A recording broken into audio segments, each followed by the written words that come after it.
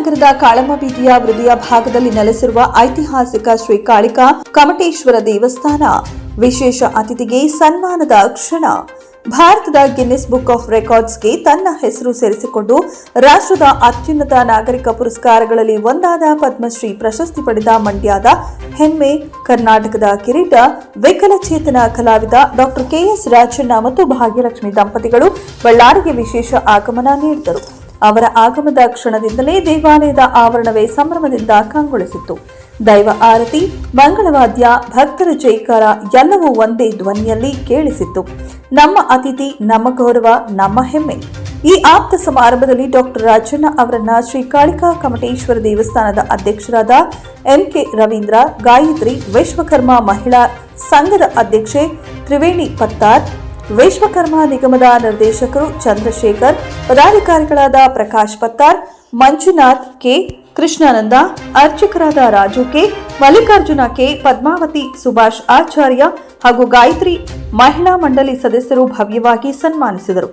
ಸಾಂಪ್ರದಾಯಿಕವಾಗಿ ಪೀಠೋಪಕರಣ, ಗೌರವ ಪತ್ನ, ಕಂಠಹಾರ, ಶಾಲು, ಪ್ರತಿ ಗೌರವದಲ್ಲೂ ಒಂದೇ ಸಂದೇಶ: ನಿಮ್ಮ ಸಾಧನೆ ನಮ್ಮೆಲ್ಲರಿಗೂ ಪ್ರೇರಣೆ. ಈ ಸಂದರ್ಭದಲ್ಲಿ ವಿಶ್ವಕರ್ಮ ಸಂಘದ ಪದಾಧಿಕಾರಿಗಳು ಹಾಗೂ ಅನೇಕ ಗಣ್ಯರು ಭಾಗವಹಿಸಿ ಕಾರ್ಯಕ್ರಮಕ್ಕೆ ಮತ್ತಷ್ಟು ಗೌರವ ತಂದರು. ಕಾರ್ಯಕ್ರಮದಲ್ಲಿ ಮಹತ್ವದ ವಿನಂತಿಯೂ ಕೇಳಿಸಿತು. ಮುಂದಿನ ಕನ್ನಡ ಸಾಹಿತ್ಯ ಪರಿಷತ್ ಸಮ್ಮೇಳನದ ಉದ್ಘಾಟಕರಾಗಿ ವಿಕಲಚೇತನ ಕಲಾವಿದ ಕೆಎಸ್ ರಾಜನ್ ಅವರನ್ನ ಸರ್ಕಾರ ನೇಮಿಸಬೇಕು ಎಂದು ವೇದಿಕೆ ಮಟ್ಟದಲ್ಲಿ ಒಗ್ಗಟ್ಟಿನ ಬೇಡಿಕೆ ವ್ಯಕ್ತವಾಯಿತು. ಸಮಾರಂಭದ ಅಂತ್ಯದಲ್ಲಿ ಡಾಕ್ಟರ್ ಶ್ರೀ ರಾಜಣ್ಣ ಅವರು ಬಳ್ಳಾರಿಯ ಆತಿಥ್ಯ, ಭಕ್ತರ ಪ್ರೀತಿ ಮತ್ತು ಸಂಘ ಸಂಸ್ಥೆಗಳ ಗೌರವಕ್ಕೆ ಹೃತ್ಪೂರ್ವಕ ಕೃತಜ್ಞತೆ ವ್ಯಕ್ತಪಡಿಸಿದರು.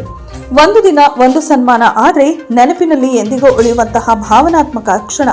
ಶ್ರೀ ಕಾಳಿಕಾ ಕಮಟೇಶ್ವರ ದೇವಾಲಯದಲ್ಲಿ ಪದ್ಮಶ್ರೀ ಡಾಕ್ಟರ್ ರಾಜಣ್ಣ ಅವರಿಗೆ ಸಲ್ಲಿಸಿದ ಭವ್ಯ ಗೌರವ. ಗೌರವಕ್ಕಿಂತಲೂ ದೊಡ್ಡ ಮಾನವೀಯತೆಯ ಸಂಭ್ರಮ. ಬ್ಯೂರೋ ರಿಪೋರ್ಟ್, ಅಸ್ಲಂ ಭಾಷಾ, ನ್ಯೂಸ್ 24 ಕನ್ನಡ, ಬಳ್ಳಾರಿ. 7 ಕೋಟಿ ಕನ್ನಡಿಗರ ಆಶೀರ್ವಾದ, ಕನ್ನಡಿಗರ ಸಾರ್ವಭೌಮತೆ, ಮತ್ತೆ ಇದಕ್ಕಿಂತ ಹೆಚ್ಚಾಗಿ ನನ್ನನ್ನು ರಾಜ್ಯ ಆಯುಕ್ತರಾಗಿ ಮಾಡಿದಂಥ ಜನಪ್ರಿಯ ಮುಖ್ಯಮಂತ್ರಿ ಸಿದ್ದರಾಮಯ್ಯನವರಿಗೆ ಈ ಕ್ರೆಡಿಟ್ ಹೋಗಬೇಕಾಗಿರ್ತಕ್ಕಂಥದ್ದು. ಸಿದ್ದರಾಮಯ್ಯ ಅವರು ನನ್ನ ಆರಾಧ್ಯ ದೈವ.